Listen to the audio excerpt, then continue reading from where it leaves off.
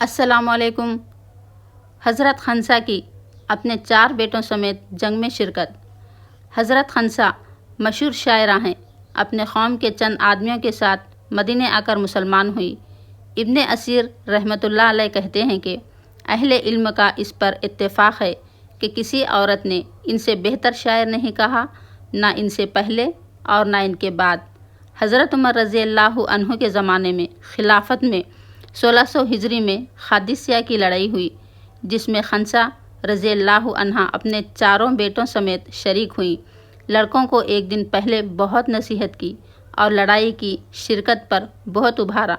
کہنے لگی کہ میرے بیٹو، تم اپنی خوشی سے مسلمان ہوئے ہو اور اپنے ہی خوشی سے تم نے ہجرت کی۔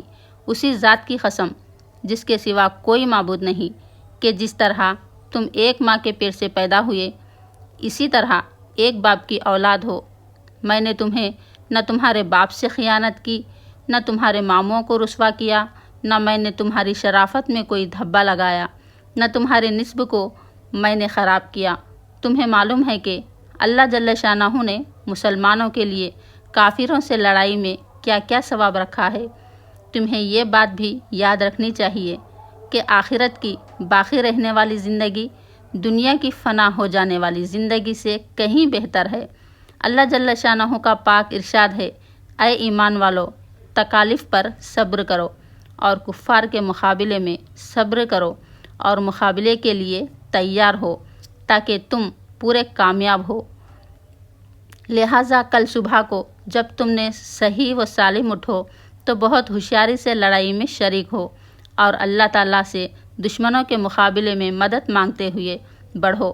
اور جب تم دیکھو گے لڑائی زور پر آ گئی ہے اور اس کے شعلے بھڑکنے لگے تو اس کی گرم آگ میں گھس جانا اور کافروں کے سردار کا مقابلہ کرنا۔ انشاءاللہ جنت میں اکرام کے ساتھ کامیاب ہو کر رہو گے۔ چنانچہ جب صبح کو لڑائی زوروں پر ہوئی تو 4 لڑکوں میں سے ایک نمبر وار آگے بڑھتا تھا اور اپنی ماں کی نصیحت کو اشعار میں بڑھ کر امنگ پیدا کرتا تھا، اور جب شہید ہو جاتا تھا تو اسی طرح دوسرا آگے بڑھتا تھا اور شہید ہونے تک لڑتا رہتا تھا۔ بالآخر 4 شہید ہوئے، اور جب ماں کو 4 بیٹوں کے مرنے کی خبر ہوئی تو انہوں نے کہا کہ اللہ کا شکر ہے کہ جس نے ان کی شہادت سے مجھے شرف بخشا۔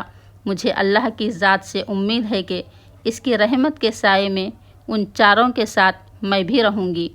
ایسی بھی اللہ کی بندی مائیں ہوتی ہیں جو 4 جوان بیٹوں کو لڑائی کی تیزی اور زور میں گھس جانے کی ترغیب دیں، اور جب 4 شہید ہو جائیں اور ایک ہی وقت میں سب کام آ جائیں تو اللہ کا شکر ادا کریں۔ ماشاءاللہ۔ میرے ویڈیو کو لائک ضرور کرنا اور شیئر کرنا اور کمنٹ ضرور کرنا۔ اللہ حافظ۔ جزاک اللہ خیر۔